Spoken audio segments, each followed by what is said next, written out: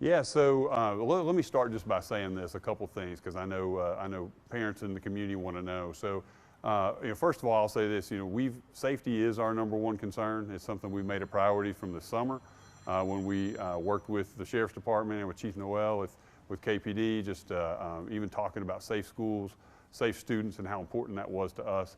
We knew that coming into the school year, so we've obviously had a great relationship with both Sheriff Spangler and also with Chief Noel.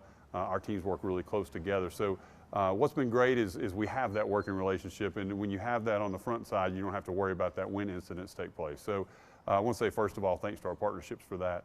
I also want to say, because we were able to meet with the West High staff, who did that a few minutes ago, just a great chance to meet with them. Just want to thank them just for doing what we would expect educators to do, taking care of their kids, making sure they were safe.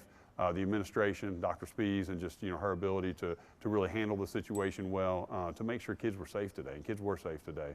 And we're thankful for the way they reacted to that, and very happy with that. So I think there's not a lot I'm going to be able to say particularly to the incident today, because it is a criminal investigation. I think KPD's released a statement, kind of the details of some of those things that took place today, and again, we're not going to get in the way of that investigation. We'll continue to work with them on that. So I think the main things I wanted to talk about today too is just really say that the staff did what they were supposed to. Very, very orderly medium lockdown they went into, and then moving into the dismissal went great. Families were great and did a great job with that too, and kids were safe. So thankful. I did want to say as well, we had additional folks, additional security that came when we learned there was some things going on, and also our school culture team. We deploy them as well, who have extra mental health supports, and just to take care of not just the students but also the staff, and they were here to do that, and we'll continue that next week as well. Both will be here to make sure that we have that, and we shared that with the staff as well when we met today. Do you know how that teacher is doing?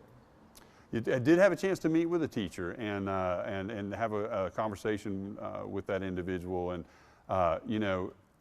ask, how would you like for us? We know that question is probably coming. How would you like? And just to show again the heart of our educators and the heart of this individual, just to say, I don't want to be recognized. I took care of my kids today. I love my kids, and I'll be back on Monday. I think that says a lot. So in good shape, obviously, was here, was able to attend the staff meeting, those sorts of things. And again, we want to make sure we're taking care in multiple days past this too, so that both any concerns that come up as well as any physical, but at this point we didn't see that. So they didn't need to go to the hospital or anything like that? No, this individual was actually in the staff meeting and, and shared a few thoughts, and again, I was glad we got to share a few minutes together as well. So what time did the incident happen exactly? Again, I'm probably not going to be able to talk a lot on the timeline of those kinds of things. We'd probably refer to our law enforcement partners on kind of their timeline for that. Can you say how long the school was in lockdown for? So once, these situations are always fluid. And so as we were getting information, we were trying to share information. And so we felt at that point that students were pretty safe. But really for us, we went into a medium lockdown, which is not, it's not a hard lockdown. It's a little different. There's a little more freedom to move about the building. And that was really to prepare us for an orderly dismissal. That was kind of what we decided that was the best thing to do at that point. Obviously, big disruption in the day, and probably not a lot of learning going to happen at that point. So the main reason for that was to try to get folks kind of in an orderly fashion to be able to do that. And I'll say again, they did that very well, be able to kind of time releases of students and that sort of thing. And so I think that did help us do that. Can you walk us through the response? What happened? You said it was a bit of a lockdown there. Yeah, so it's kind of a protocol that we would do sometimes in those. So there's different levels without going into all of our security details of lockdowns that we look at. And the one that was here was more for kind of thing that you would see if there's not a major safety concern, but there could be some folks entering the building, or there could be some folks exiting the building, and we just kind of want to clear the halls and make sure everybody's accounted for and do that. So this was more of an order kind of lockdown than it was a safety lockdown at the time that was put in. Are there metal detectors at this school or any Knox County schools? Good question. So we do have a way, and I'll have Chief speak to some of that in a second, but we do have a way to do kind of random searches and that sort of thing, but we don't. I'll say this, I know anytime incidents happen, that's kind of a question that comes up. It's a tough, it's a challenge to kind of think through that, because school is a place that we've all been to. School is a place that you love, and you have relationships and it's fun and it should be attractive and you want people to come to that. We always try to balance that with safety and the chance that you can move into kind of institutionalizing something so much that it just doesn't feel like home and you don't have those kind of experiences. And I think we do a good job of that. There are times when we have in the past, the history of Knox County Schools, kind of had more of a presence for that, or maybe kind of portable sorts of things where we do kind of random weapon searches and that sort of thing, but we do not have any installed in our schools and feel like we still have good safety protocols without that at this time. Will this make you reevaluate? We're always reevaluating everything that we do. I think, unfortunately, when incidents happen across the country, again, Chief Perryard does a great job of that. We're constantly assessing things. Safety is never a place you arrive. It's always a thing that you're constantly looking at. And it seems like those challenges change constantly. So our team does a great job, again, working with local law enforcement, TBI, and people like that to make sure we're trained up, make sure that we're up to the most recent things that need to be happening. And so we always look at all possibilities when situations like this happen. But ultimately, it's real important for us too to make sure school is a welcoming and warm place that people want to be. Do you know if this was an accidental discharge, or was the gun actually pulled out of the backpack? Again, because it's a criminal investigation, there's not a lot I can speak to on that side. So thank you for the question, though. Firearms in schools across the country has been an issue, and so for the parents who, this is top of mind for them, and a scary incident that they really never want to see at their child's school, what is your message to those parents who are now fearful of that? Sure. I'll say this. I'm a parent myself. I have a daughter who attends Knox County Schools. Both of them did, but one's still here. And I think, unfortunately, that's, as parents, we feel those things now. And it's not just related to schools. We have some issues in society across the board where we see those things happening. But I will say this. I feel more confident about our schools than I do a lot of places in public. I know, and Chief Perryard in a minute can speak to some of our general kind of security measures that we take.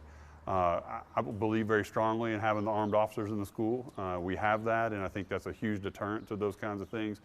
They're well trained, and not only is it the fact that they're armed, but it's the fact that they're trained in what to do in situations. You can't predict what's going to happen, and every situation is different.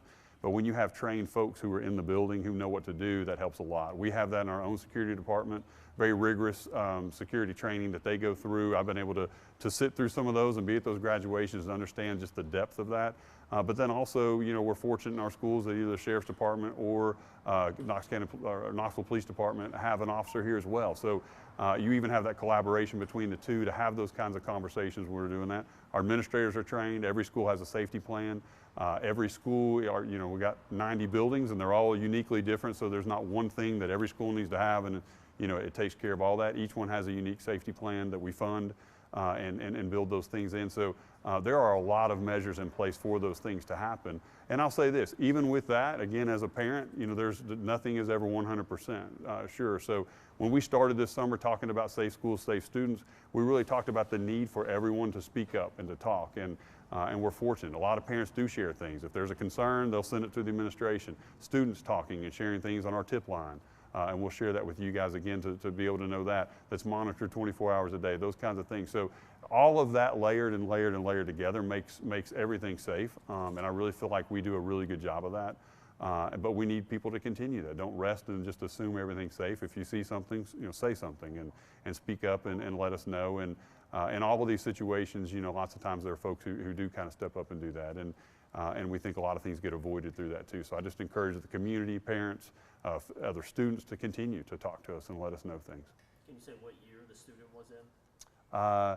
Just really not able to comment on that right now, but thanks. And then as far as the loud noise, when did you all figure out, or how did you all figure out that it was a gun? So I'll say, again, those processes are fluid. I know, we always try to be transparent and communicate as much as we can to families so they know, because we understand they entrust their students with us. So, we send messages out as we do. The situation was fluid as we began working with law enforcement. Some of the earlier things that we knew, there were some other details that came in, and so we changed our strategy at that point to move forward. So again, I don't want to get into timelines or when things happen. That's really more for the investigation. But just to let you know that we try to be transparent and we do communicate as we do, and sometimes we learn more things as we're going through that. Sure. I wanted to preface everything that I say with, because it's a KPD investigation and it's ongoing, it would be irresponsible for me to give too much detail, but I'll share what I can and what I've already cleared with KPD. At 9:20 today, we received a report through our alert system, our crisis management system, that we had an incident in a classroom. There was multiple reports of different things, a sound, a pop, or whatever. We immediately responded. Our security apparatus immediately responded at the school. Our security and our law enforcement contacts on the ground were there in seconds.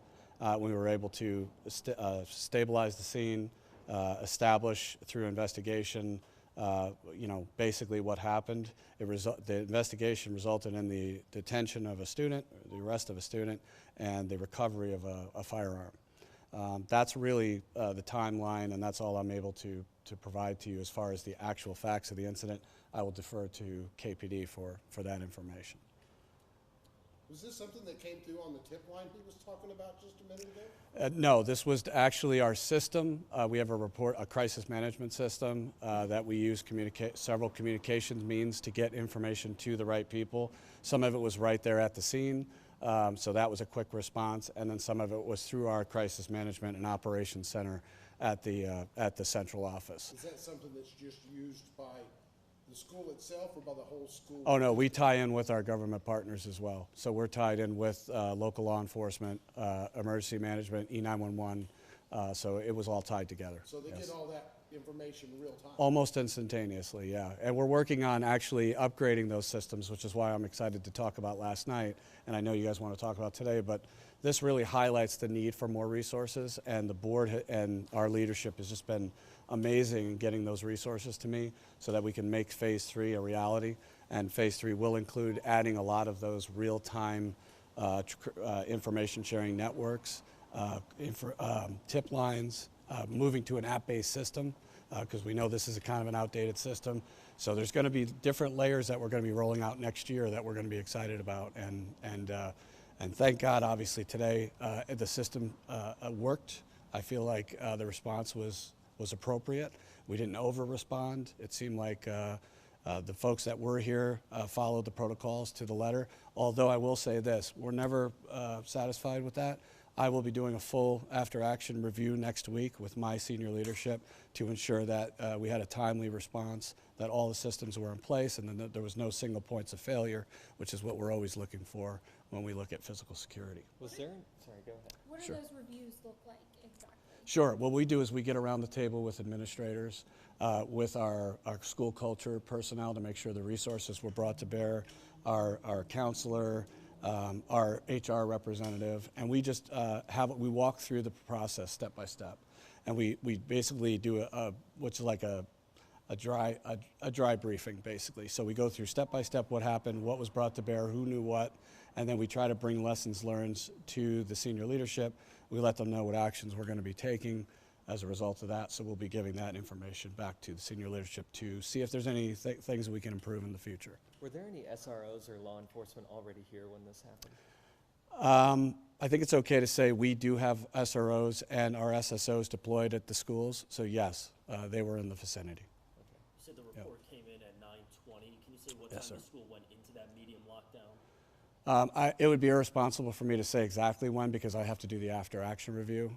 But I can create a timeline for that at a later date for you if you need to.